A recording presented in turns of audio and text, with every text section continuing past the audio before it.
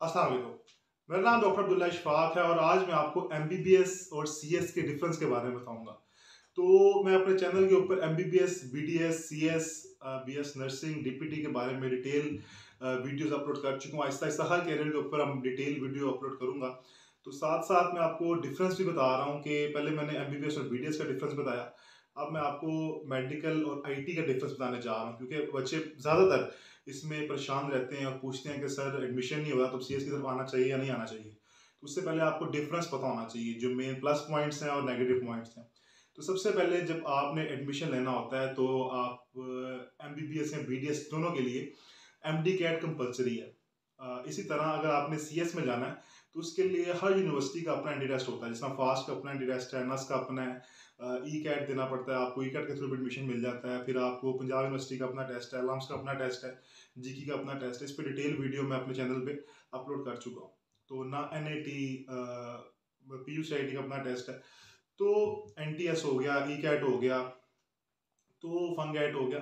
तो इस तरह के एग्जाम्स आपको देने पड़ते हैं। इसके बाद जब आप एग्जाम दे लेते हैं तो उसके बाद जो एडमिशन क्राइटेरिया है, अगर आपने मेडिकल कॉलेज के अंदर जाना है तो उसके लिए आपके पास 10% मैट्रिक, 40% एफएससी और 50% आपके एमडी कैट के मार्क्स काउंट होंगे और आपका एग्रीगेट बनेगा, फिर आपको एडमिशन मिलेगा। इसी तरह अगर आपने जाना है किसी आईटी की यूनिवर्सिटी के अंदर, तो सीएस के अंदर एडमिशन लेने के लिए ज़्यादातर जो एडमिशन है वो रिलाय करता है आपके एंट्री टेस्ट के ऊपर। 60 to 70% मार्क्स आपके एंट्री टेस्ट में होंगे तो आपको 60 से 70% वेटेज है एंट्री टेस्ट की। और मैट्रिक की इतनी वेटेज नहीं है सीएस के अंदर, सिर्फ जो 25 to 30% आपके इंटरमीडिएट के मार्क्स और 60 to 70% आपके एंट्री टेस्ट के मार्क्स उस पर रिलाई करता है, तो आपको सीएस में एडमिशन मिल सकता है। तो अगर आपके मैट्रिक के मार्क्स कम है तो आपके एग्रीगेट को, अगर आप मेडिकल करना चाहते हैं तो उसको वो मुतासर करेगा एडमिशन को। लेकिन अगर आपके मैट्रिक के मार्क्स कम है और आप एफएससी में मेहनत कर लेते हैं, एंट्री टेस्ट अच्छा दे देते हैं, तो आप सीएस में किसी अच्छी यूनिवर्सिटी में जा सकते हैं। तो एडमिशन लेने के लिए अब आपका एग्रीगेट बन गया, आपने एंट्री टेस्ट दे दी, इसके बाद मेरिट बनता है। तो मेरिट, मेडिकल की बात करूँ तो एमबीबीएस बीडीएस का मेरिट बहुत ज़्यादा है। अगर मैं सीएस की बात करूँ तो कदरे मेरिट कम है। यानी कि अगर आपको एटलीस्ट 90% मार्क्स चाहिए matric, FSC, entry test, MDCAT के अंदर, अगर आप गवर्नमेंट इंस्टीट्यूट के अंदर एडमिशन लेना चाहते हैं। इसी तरह सीएस के अंदर एटलीस्ट आपके 75-70% प्लस मार्क्स होने चाहिए, तो आपको किसी गवर्नमेंट के अंदर, अगर आपका एंट्री टेस्ट बहुत अच्छा हो गया तो आपको किसी गवर्नमेंट इंस्टीट्यूट के अंदर एडमिशन मिल सकता है। अब उसके बाद मैं बात करता हूँ नंबर ऑफ सीट्स की। तो मेडिकल कॉलेज के अंदर जो पाकिस्तान के अंदर सीट्स कम है, इंस्टीट्यूट्स भी कम है मेडिकल की, क्योंकि एक्सपेंस बहुत ज़्यादा आता है और बदकिस्मती से हम इतना बजट अपनी एजुकेशन पे नहीं लगाते। जबकि आईटी की जो डिग्रीज हैं, फील्ड्स हैं, वो कदरे सस्ती हैं मेडिकल से, तो उनकी सीट्स, उनकी जो है वो यूनिवर्सिटीज़ ज़्यादा हैं। इसी तरह प्राइवेट की अगर बात की जाए तो फ़ी की अगर बात की जाए तो अगर आपने एमबीबीएस या बीडीएस प्राइवेट करना है तो 1 करोड़ पे आपको लगाना पड़ता है तकरीबन, इससे ज़्यादा आप लगते हैं। और अगर आप सीएस करना चाहते हैं तो बहुत से इदारे अच्छे हैं जो कि सीएस करवाते हैं। इवन के लोग गवर्नमेंट को छोड़ के प्राइवेट को प्रेफर करते हैं, जिस तरह कि नस्ट है, लम्स है, फास्ट है। इनकी फीस अराउंड कह लें कि लम्स की तो थोड़ी ज़्यादा फीस है, बाकी एवरेज तकरीबन आपका 15 से 20 लाख का खर्चा आता है यूनिवर्सिटी का। ओवरऑल की बात कर रहा हूँ, पूरी डिग्री का। इसके बाद आपका एडमिशन हो जाता है। अगर आप एमबीबीएस बीडीएस कर रहे हैं तो वो 5 साल का एक डिग्री प्रोग्राम है और 5 साल जो है वो ईयरली सिस्टम होता है इसके अंदर। अब मॉडुलर सिस्टम इंट्रोड्यूस करवा दिया हुआ है गवर्नमेंट ने और काफ़ी टफ है। इसका सिलेबस बहुत ज़्यादा है मेडिकल का, और आपके प्रोफेशनल एग्जाम्स होते हैं हर साल के एंड के ऊपर और उसको आपको पास करना ज़रूरी होता है। अगर आप फेल होते हैं सप्ली में पेयर होना पड़ता है, सप्ली नहीं पास होती तो फिर आपको अल्टीमेटली रिपीट करना पड़ता है, 1 साल आपका वेस्ट होता है। उसके बाद अगर मैं सीएस की बात करूं तो इसके अंदर आपका सेमेस्टर सिस्टम है। 6 महीने एक सेमेस्टर होता है, उसमें फिर आपके मिड्स होते हैं और जो एग्जाम है वो आपका जिस यूनिवर्सिटी में आप पढ़ रहे हैं वही लेती है। जबकि मेडिकल के अंदर जो एफिलिएटेड इंस्टीट्यूट है, like university of health sciences हो गया या संडोर यूनिवर्सिटी सिंध में, वो आप एग्जाम देती है और सबके इकट्ठे एग्जाम्स होते हैं। इधर हर एक का अलग अलग एग्जाम है, हर एक के अपने, आपका अपना जीपीए, आपने अपना जीपीए मेंटेन करना होता है। तो कदरे सिस्टम थोड़ा सा आसान है सीएस का, एग्जामिनेशन सिस्टम कह लें, और इसको पास करना आसान है। मेहनत भी कम है सीएस को अगर पास करना चाह रहे हैं आप, तो एमबीबीएस और बीडीएस के अंदर बहुत ज़्यादा मेहनत है। इसके बाद आप मेहनत करके एमबीबीएस भी कर लेते हैं, या जो बच्चे सीएस कर रहे हैं वो सीएस भी कर लेते हैं। इसके बाद जो जिन्होंने मेडिकल किया है, जिन्होंने एमबीबीएस या बीडीएस किया है, उनके लिए 1 साल की हाउस जॉब कंपलसरी है। अब हाउस जॉब के अंदर आपको पे मिलती है गवर्नमेंट की तरफ से, वो बेशक प्राइवेट ग्रेजुएट है बेशक गवर्नमेंट ग्रेजुएट है, मतलब इंस्टीट्यूट पे करता है आपको 60 to 70,000 इस टाइम पे चल रही है। जबकि सीएस के बाद आपके लिए कोई ऐसी इंटर्नशिप वगैरह कंपलसरी नहीं है, ठीक है। उसमें आपको जो सीएस जो करते हैं उनके लिए इंटर्नशिप ज़रूरी है, ताकि वो स्किल सीख सकें, और वो ड्यूरिंग डिग्री ही भी वो कर सकते हो। ज़्यादातर बच्चे अनपेड, कई बच्चे पेड भी कर लेते हैं, ज़्यादातर अनपेड ही करते हैं, काम सीख लेते हैं डिग्री के दौरान ही, तो उनका टाइम बच जाता है। यानी 4 साल के बाद जब वो डिग्री करते हैं तो उनके पास स्किल भी आ जाता है और उनको डिग्री भी मिल जाती है। जबकि एमबीबीएस में जब आप हाउस जॉब करते हैं उसके बाद फिर आप आहिस्ता आहिस्ता काम सीखना शुरू करते हैं हाउस जॉब के अंदर भी और उसके बाद भी। तो अब आपने डिग्री कर ली, इंटर्नशिप भी आपने कर ली, हाउस जॉब कर ली, इसके बाद आप आ जाते हैं नंबर ऑफ जॉब की तरफ।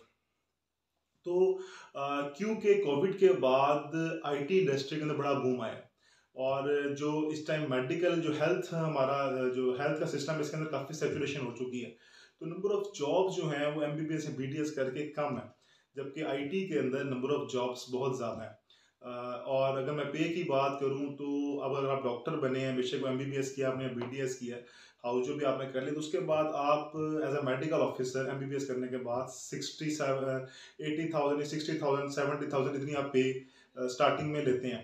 इसी तरह अगर आपने सीएस किया है, आपने इंटर्नशिप अच्छी जगह से की, अच्छे इदारे से आप पढ़े हुए हैं, तो आप स्टार्टिंग में 1 लाख से 1.5 लाख के करीब कमा सकते हैं। इसके अलावा अगर मैं बात करूं स्पेशलाइजेशन की, तो एमबीबीएस बीडीएस के लिए आप जब अगर स्पेशलाइजेशन आपने करनी है तो आपको एफसीपीएस पार्ट 1 का एग्जाम देना पड़ेगा पाकिस्तान के अंदर, फिर 5 साल की स्पेशलाइजेशन है।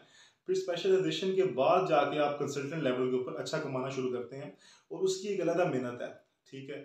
और इसी तरह अगर आपने सीएस किया है तो उसके बाद आप मास्टर कर सकते हैं, मास्टर्स डिफरेंट फील्ड्स के अंदर आप कर सकते हैं, 1 साल का भी हो सकता है, 2 साल का भी हो सकता है। तो पाकिस्तान से भी कर सकते हैं, बाहर से भी आप मास्टर्स करके आ सकते हैं। तो जो 1-2 साल का मास्टर, उसके बाद आप आपके पास जो है हायर डिग्री भी आपके पास आ जाती है। तो अब आपने मास्टर्स भी कर लिया, इधर स्पेशलाइजेशन भी कर ली, तो उसके बाद जाके 12-13 साल के बाद एमबीबीएस के आप कंसल्टेंट बनते हैं, फिर आप एक अच्छा अर्न करना शुरू करते हैं। जबकि मास्टर्स के बाद अगर आपने सीएस में मास्टर्स कर लिया तो आप अच्छा कमाना शुरू कर सकते हैं। अब नंबर ऑफ वर्किंग आवर्स देखा जाए तो मेडिकल के नंबर ऑफ वर्किंग आवर्स बहुत ज़्यादा हैं, बहुत ज़्यादा आपको मेहनत एफर्ट करनी पड़ती है, फिर आप अच्छा अर्न कर सकते हैं। और इसमें आपको हॉस्पिटल जाके, यानी जो सबसे जो बड़ा एक कह लें कि इसमें है कि आप ये बाउंड है, मतलब आपने अपने टाइम के ऊपर एक हॉस्पिटल की सेटिंग में अंदर जाके काम करना, फिर आपको पे मिलेगी, ठीक है। क्लिनिक आपका अपना होना चाहिए। इसी तरह लेकिन जो सीएस का एडवांटेज ये है कि आप किसी भी टाइम किसी भी जगह बैठ के अपना लैपटॉप खोला, आप काम कर सकते हैं और अपना कमा सकते हैं। अब जो सीएस का एक एडवांटेज है वो ये है कि इसमें जैसे जैसे आईटी बूम कर रही है, पूरी दुनिया एक दूसरे के साथ कनेक्ट हो गई हुई है, तो आप अपना बिजनेस, अपना स्किल जो है वो यूज़ करके अपना अर्न कर सकते हैं। लाइक अगर आप बाहर से प्रोजेक्ट्स लेके पाकिस्तान में बैठ के उनको पूरा करके आप डॉलर्स में ले सकते हैं, तो एक अच्छा खासा रेवेन्यू वो अपना जनरेट कर सकते हैं। जबकि हॉस्पिटल के अंदर सिर्फ एक क्लिनिक है जिसपे आप अपना क्लिनिक कर सकते हैं, वो भी अब आहिस्ता आहिस्ता, जब तक आप कंसल्टेंट नहीं बनते, क्लिनिक इतनी जल्दी आपका स्टैब्लिश नहीं होता। तो ये भी डिफरेंस आ गया। इसके बाद स्पेशलाइजेशन की जो मैं बात कर रहा था, अब अगर आपने बाहर जाना है तो अगर आप एज अ डॉक्टर बाहर जाना चाहते हैं तो उसके भी आपको बाहर जाने के लिए लाइसेंसिंग एग्जाम्स देने पड़ते हैं, और उसकी अलग फ़ी है। लेकिन फ़ायदा ये है, एक मेडिकल का जो सबसे बड़ा एडवांटेज है जो मैं समझता हूँ, कि वही जब आप लाइसेंसिंग एग्जाम्स एक दफ़ा पास कर लेते हैं और बाहर आपको जब जॉब मिल जाती है तो आप वर्क वीज़ा के ऊपर बाहर जाते हैं, वहाँ जॉब करते हैं, फिर स्पेशलाइजेशन भी कर सकते हैं। तो एक दफ़ा अगर आप उस पर थोड़ा सा इन्वेस्ट करते हैं तो बाहर आपको अच्छी जॉब मिल जाती है, एज अ डॉक्टर आप काम कर सकते हैं। लेकिन अगर आपने सीएस किया है तो पहले आपको बाहर जाकर मास्टर्स करना पड़ेगा, उसकी आपको यूनिवर्सिटी की फ़ी देनी पड़ती है, और वो तकरीबन अच्छी खासी फ़ी बन जाती है अगर आप विदाउट स्कॉलरशिप गए हैं, और आपका फिर भी स्कॉलरशिप के साथ भी आपका एक्सपेंस ज़्यादा आ जाता है। तो अगर आप बाहर जाना चाहते हैं मास्टर्स करने के लिए, या अगर आप, तो तब मैं कहूँगा कि मेडिकल की फील्ड को थोड़ा सा एज है कि आप सिर्फ एग्ज़ाम्स की फ़ी पे करते हैं, और आपको लाइसेंस मिलकर आपको जॉब मिल जाती है। लेकिन पहले आप इधर आप सीएस करना तो आपको पहले मास्टर्स करना पड़ेगा, उसकी फ़ी देनी पड़ेगी साल की, उसके बाद फिर आपको वर्क वीज़ा मिलेगा, फिर आप जो है वहाँ पे जॉब अप्लाई करेंगे, फिर आपको जॉब मिलेगी। तो ये थोड़ा सा मेडिकल की फील्ड को एडवांटेज है यहाँ पे। उसके बाद अगर मैं कहूँ कि अगर मेडिकल आपने किया है MBBS BDS, तो जो सबसे तकरीबन इसमें कह लें कि जो 12 से 13 साल आपको इंटरमीडिएट के बाद लग जाते हैं सेटल होने के लिए पाकिस्तान के अंदर या बाहर भी। इसी तरह अगर आपने CS किया है तो आप 7 से 8 साल के अंदर सेटल हो सकते हैं।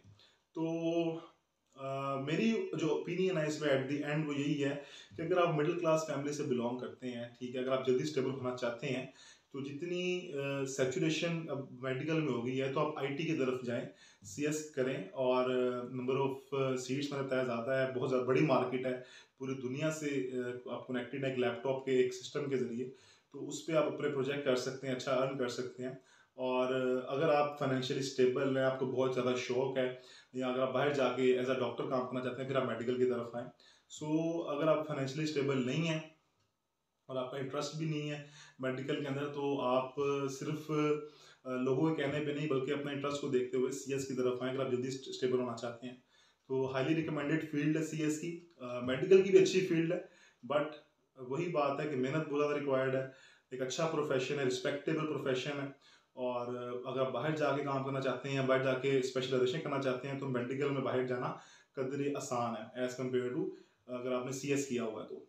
सो अगर आप कुछ पूछना चाहते हैं तो कमेंट सेक्शन में पूछ सकते हैं। और नेक्स्ट वीडियो अगर आप कुछ मुझसे इन्फॉर्मेशन लेना चाहते हैं तो आप कमेंट सेक्शन में अपनी राय दें कि इसके बाद मैं किसके बारे में वीडियो पहले बनाऊँ, इस प्रोफेशन के बारे में। इजाज़त दें। अल्लाह हाफ़िज़।